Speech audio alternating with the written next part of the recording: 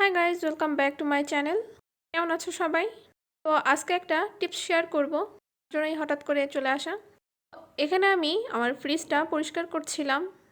সকালবেলা ঘুম থেকে উঠে দুপুরে রান্নার জন্য যখন আমি মাছ বের করতে এসেছি, তখন দেখলাম আমি একটা ড্রয়ারও খুলতে পারছি না। রান্নার আগ মুহূর্তে এরকম বাধা পাওয়াতে আমার একদমই ভালো লাগলো না, তাই ঠিক করলাম এখনই ফ্রিজটা পরিষ্কার করে নিব।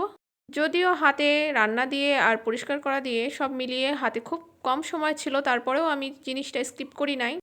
যেভাবেই হোক বরফ গলিয়ে আমাকে ফ্রিজটা পরিষ্কার করতেই হবে। তো যেই কথা সেই কাজ। আমি এখানে যে কাজটা করেছি, বরফটা কিন্তু আপনা আপনি পড়ছে না। এখানে কিন্তু বরফটা আপনারা দেখতে পাচ্ছেন একদম গলে যাচ্ছে, মানে পানি পানি হয়ে যাচ্ছে। তার একটাই কারণ, আমি কিন্তু ফ্রিজের সামনে এই যে টেবিল ফ্যানটা সেট করেছি। তো এখন প্রশ্ন হলো, টেবিল ফ্যানের কাজটা কি? তো আসলে টেবিল ফ্যানের কিন্তু অনেক কাজ আছে, যেটা আপনারা হয়তো বুঝতে পারছেন কেউ কেউ, আবার যারা বুঝতে পারছেন না আমি তাদের জন্য বলে দিচ্ছি। এই যে এত পরিমাণে বরফ জমেছিল, আমি একটা ড্রয়ারও যখন খুলতে পারছিলাম না, হুট করে আমার মাথায় বুদ্ধি আসলো, আমি যদি এই শীতকালে তাড়াতাড়ি বরফ গলাতে হলে যদি একটু গরম বাতাসের ব্যবস্থা করি, তাহলে কিন্তু মন্দ হয় না। এক্ষেত্রে হয়তো দ্রুত বরফটা গলে যেতে পারে। তো যেই কথা সেই কাজ, আমি এখানে ফ্যানটা চালু করে দিয়েছি। তো এই যে বাতাসে আমার যে বরফটা সেটা কিন্তু দ্রুত গলে যাচ্ছে। অলমোস্ট আমি 3টা ড্রয়ার বের করে ফেলেছি, আর একটা এখনও খুলতে পারি নাই, সেই অবস্থাতেই পড়ে আছে। আমি জুম করে দেখাচ্ছি কি অবস্থা।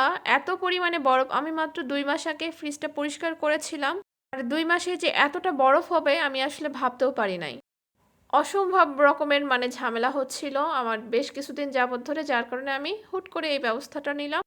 যারা এরকম প্রবলেমে পড়েন বা চটজলদি ফ্রিজটা পরিষ্কার করতে চাচ্ছেন, বাট এই যে বরফ গলানোর যেই প্রসেসিংটা, এটা অনেক লেট প্রসেসিং, যার জন্য অনেকেই হয়তো হাতে অল্প সময় থাকলেও ফ্রিজটা ওইভাবে সময় নিয়ে পরিষ্কার করতে পারে না।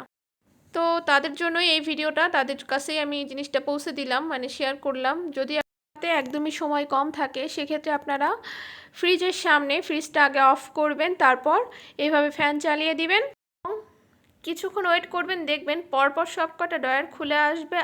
আর বরফটাও মাত্র 10 থেকে 15 মিনিটের মধ্যেই গলা শুরু করে দেবে। মানে আপনার হাতে যদি 1 ঘন্টা সময় থাকে মিনিমাম, আপনি কিন্তু ফ্রিজটা পরিষ্কার করে ফেলতে পারবেন।